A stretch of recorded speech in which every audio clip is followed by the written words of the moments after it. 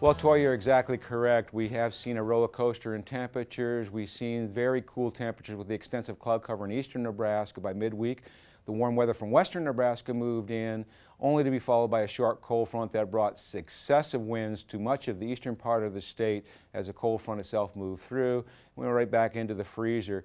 Now we started to deal with some precipitation from that long wave trough in the western United States, and the first piece of energy ejecting out of that trough started to move across the state on Thursday, bringing some fairly moderate type of precipitation to much of north central and central Nebraska, and we started to see some of that fill into eastern Nebraska.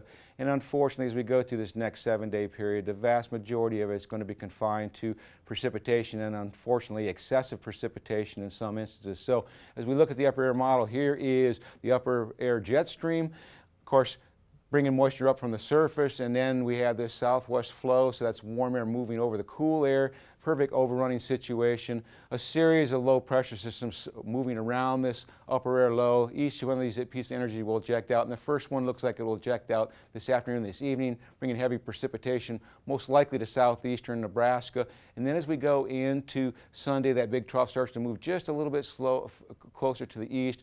Low pressure systems lined up at the surface to start ejecting toward the northeast, so we'll see the precipitation start to fill in as we go into the day, and that will move toward the north, bringing heavy precipitation to eastern Nebraska. And by the time we get to Monday, we see just a little bit slightly eastern movement of this trough.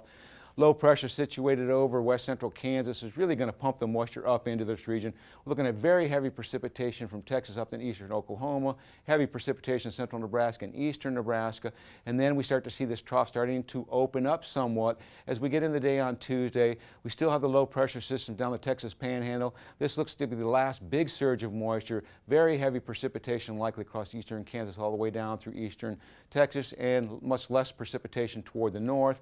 And then that system, as it starts to lift northward, the low pressure system will remain down toward Texas. That will keep precipitation in play in this region. But more importantly, most of the heavier precipitation starts to move into the central Corn Belt with a little bit of residual moisture in the comma behind that front in the central Rockies Mountains. And then as we get in Thursday, that trough lifts a little farther toward the north. We got cool high pressure to our north.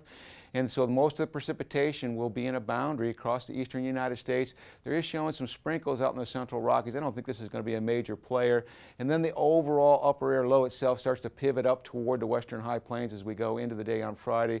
We do have cool high pressure in place, may get a little bit of an overrunning situation developing, and that brings that moisture up into southern Nebraska and points to the east. The good news is, as we look out even farther, even though we see this cold air in place, it's really on the first part of this forecast from next Thursday to the following Tuesday where the cold air plays into the northern Rockies. And in terms of precipitation, really, it looks like the models are coming around to moving this out much quicker. I don't think that we're going to see the excessive moisture, at least in the western half of the Corn Belt, as it looks like a drier trend may actually start to establish itself. So Troy, overall, a very wet few days ahead of us before we see a drying trend developing at the end of next week.